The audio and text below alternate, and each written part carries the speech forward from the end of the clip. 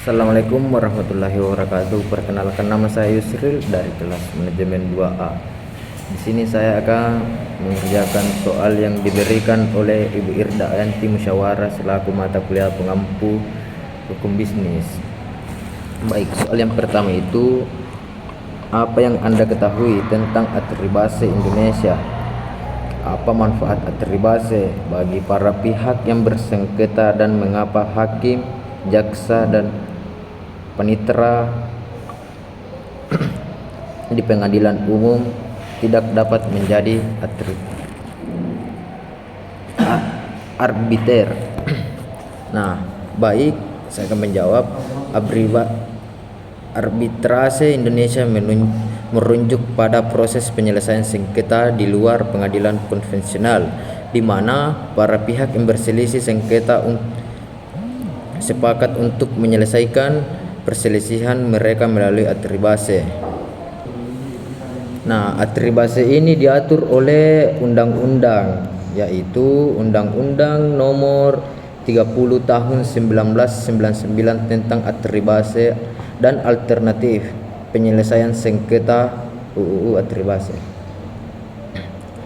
Nah, prosedur dan tata cara atribase diatur oleh lembaga-lembaga atribase seperti BANI, Badan Atribase Nasional Indonesia, dan lembaga lainnya.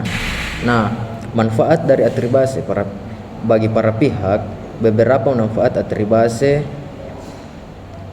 yang kita harus.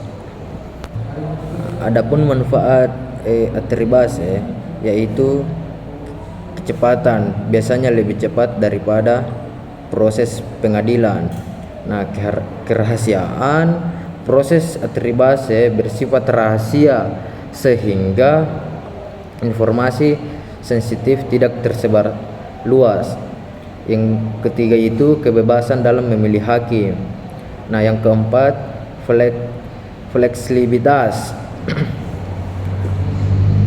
Terus peran hakim dan jaksa dan panitera dalam konteks atribase, peran hakim dan jaksa dan panitera tidak begitu relevan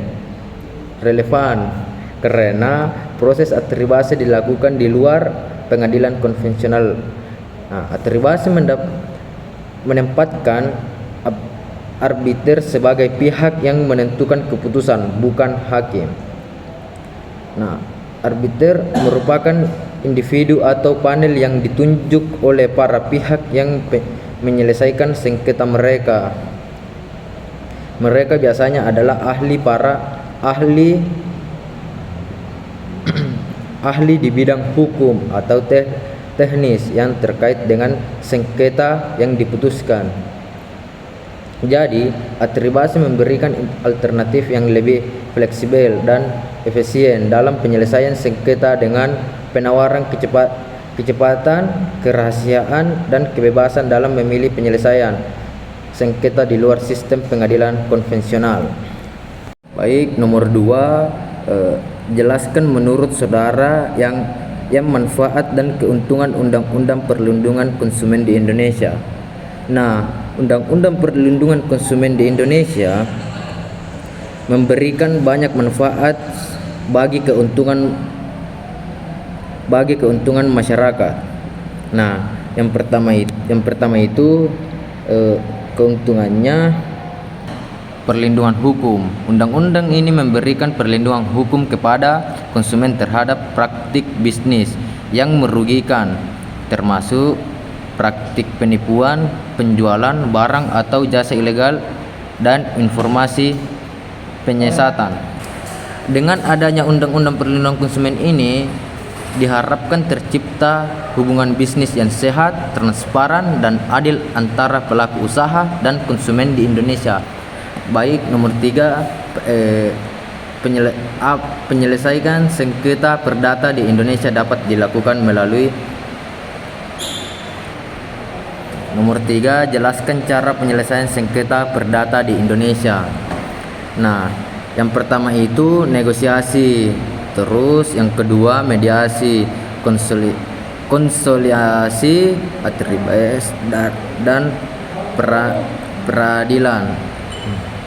Dalam semua cara di atas, penting untuk memahami prosedur hukum yang berlaku di Indonesia serta memastikan bahwa penyelesaian sengketa dilakukan dengan etikat baik dan sesuai dengan keuntungan hukum yang berlaku. Baik, kita melangkah ke nomor 4. Jelaskan yang melatar belakangi dan tujuan penanaman modal dalam negeri dan penanaman modal asing. Baik, penanaman modal dalam negeri atau PMDN dan penanaman modal asing PMA adalah dua konsep yang penting dalam konteks perekonomian suatu negara, termasuk di Indonesia. Penanaman modal dalam negeri mencakup pada investasi yang dilakukan oleh warga negara Indonesia atau perusahaan yang berdomisili di dalam negeri. Tujuan utama adalah untuk mengembangkan perekonomian dalam negeri, menciptakan lapangan kerja, dan meningkatkan kesejahteraan masyarakat lokal.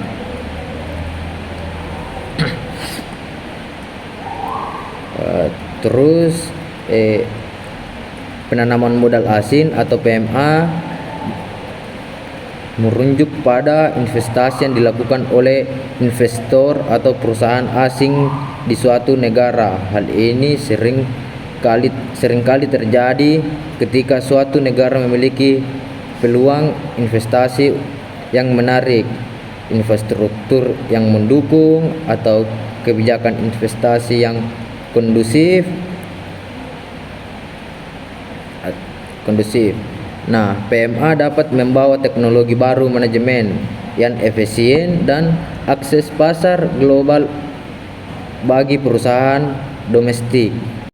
Nah, baik, nomor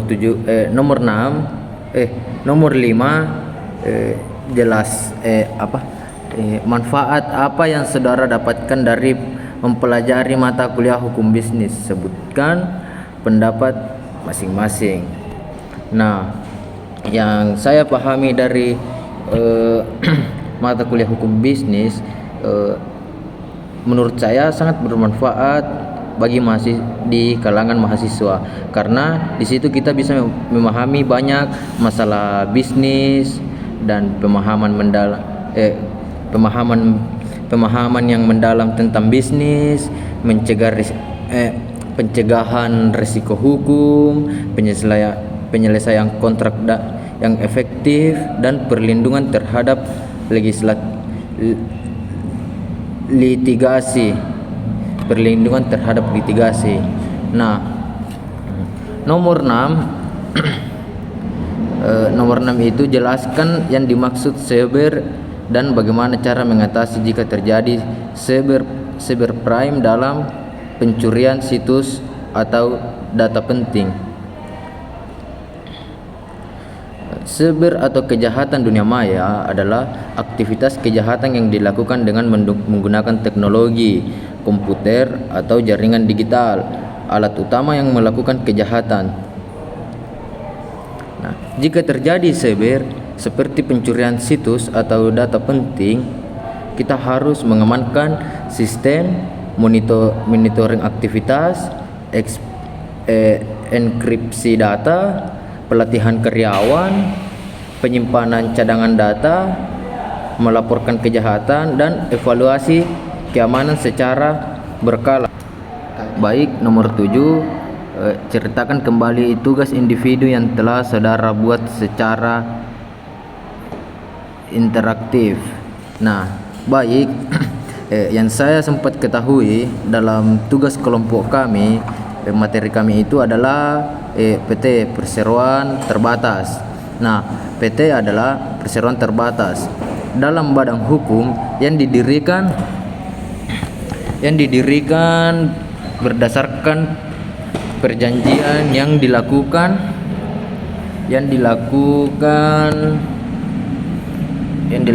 kegiatan usaha dengan modal yang seluruhnya terbagi dalam saham dan memenuhi persyaratan yang ditetapkan dalam undang-undang ini serta peraturan pelaksanaannya. Perseroan terbatas juga salah satu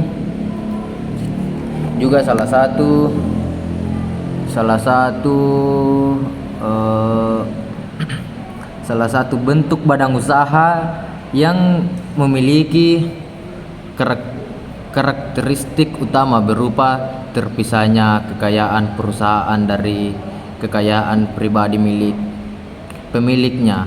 PT merupakan entitas hukum yang memiliki hak dan kewajiban sendiri serta mampu melakukan segala jenis kegiatan usaha yang sah sesuai dengan tujuan perusahaan yang telah ditetapkan dalam akta pendirian. Nah, sekian dari saya, lebih dan kurangnya mohon dimaafkan. Assalamualaikum warahmatullahi wabarakatuh.